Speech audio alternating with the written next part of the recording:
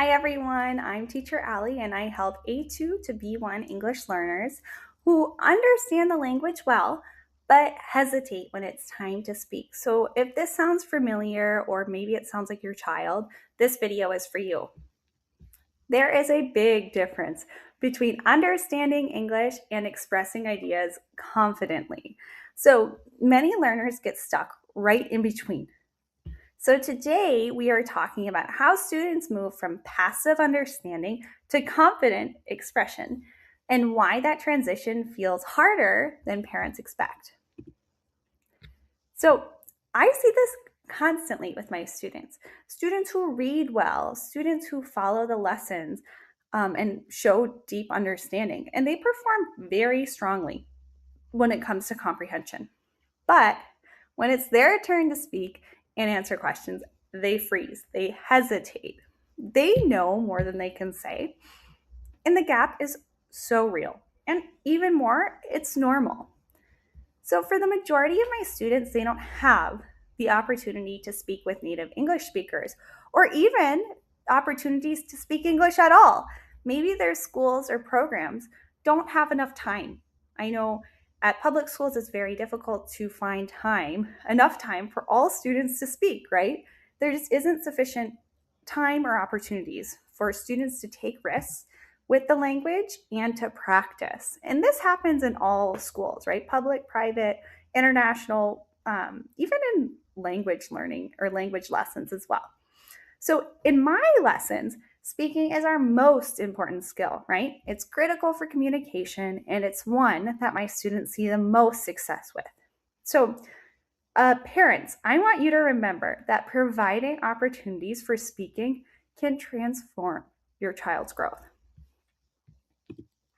So first stage is recognition. So when we're talking about the stage of language development, we're going to start with recognition, right? Students are recognizing vocabulary, they understand grammar, and they can follow along with conversations, right? And this stage builds the foundation, right? It's kind of a quiet stage, but it's internal. Students can show me that they understand and that they are following along. Whereas stage 2 is controlled output. So students can respond and they can answer questions, but it's usually with more memorized structures, right? So their responses are short, careful, and sometimes they're hesitant. And this is where a lot of A2 learners sit. Stage 3 is spontaneous expression. So this is where students can explain opinions, they can add reasons, they can connect ideas naturally, right? So this is more like a B1 and beyond. And this stage requires confidence and not just knowledge. So a tip, again, connecting this to personal experience is a phenomenal way for your child to make connections and for the language to stick, okay? So many of my high achievers get stuck somewhere between stage 2 and stage 3. They know the language, but speaking feels risky, right? Especially for students who are perfectionists or maybe they're just shy. They don't want to make a mistake, right? So a lot of my students don't want to say something imperfectly. So they stay safe. Maybe they don't answer or they give a very short rehearsed answer, right? And remember, this is normal. So moving into spontaneous expression requires something new. Not more vocabulary, not more grammar drills, right? It requires students to tolerate being imperfect, right? It's okay. Speaking means being heard, and being heard means feeling a little bit vulnerable sometimes, and that's normal. Something I often remind my students of, and I even remind myself when I'm speaking in other languages, is hey, it's okay to make mistakes. Even native speakers make mistakes. I know I make mistakes in my native language of English, and it's okay if I do it in Spanish or another language, right? Just like it's okay for my students to make mistakes. Perfect. So moving forward, we're always focused on progress, right? So students need three things: risk. So they need this permission to try imperfectly. And I do exactly that with my students. I encourage them to take those risks with their English. They also need structure. So this is number 2. So they need that simple framework to organize ideas. And I often provide support with my students throughout various activities with sentence structure or sentence starters and just these frameworks to help students grow and develop. And the third is practice. So regular opportunities to speak in low pressure settings. So in my classroom, I create a very friendly, open environment. I want my students to take risks because that is where the deepest learning occurs.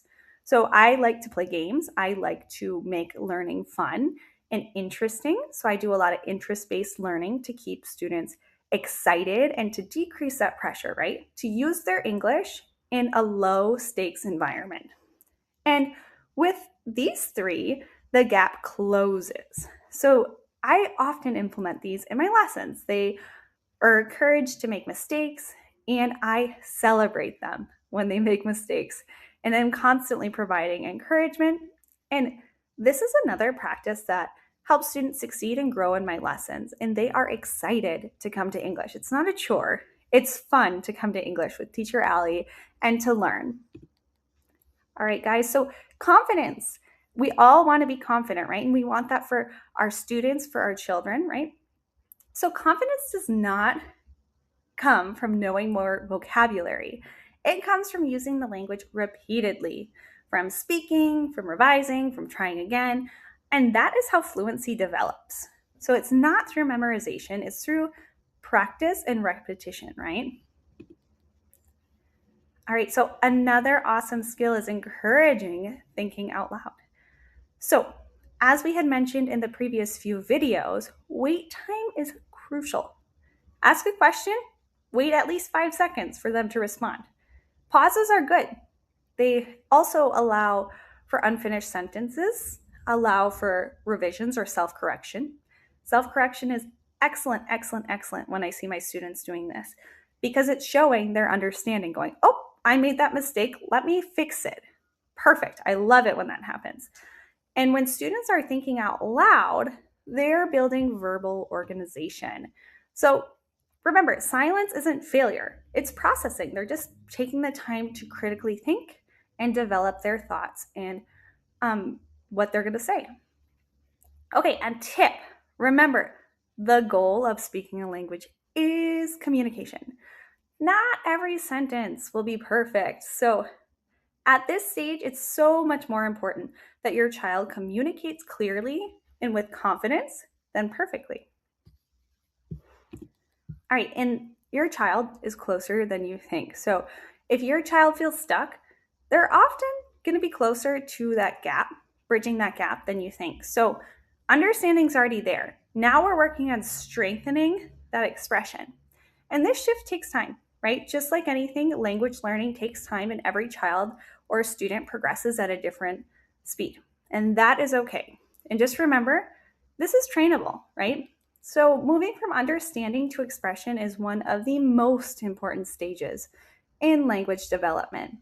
So if you are guiding an A2 to B1 learner at home, this channel is designed to support that journey. So we are building confident, real-world communicators, not just students who memorize answers from a textbook, right?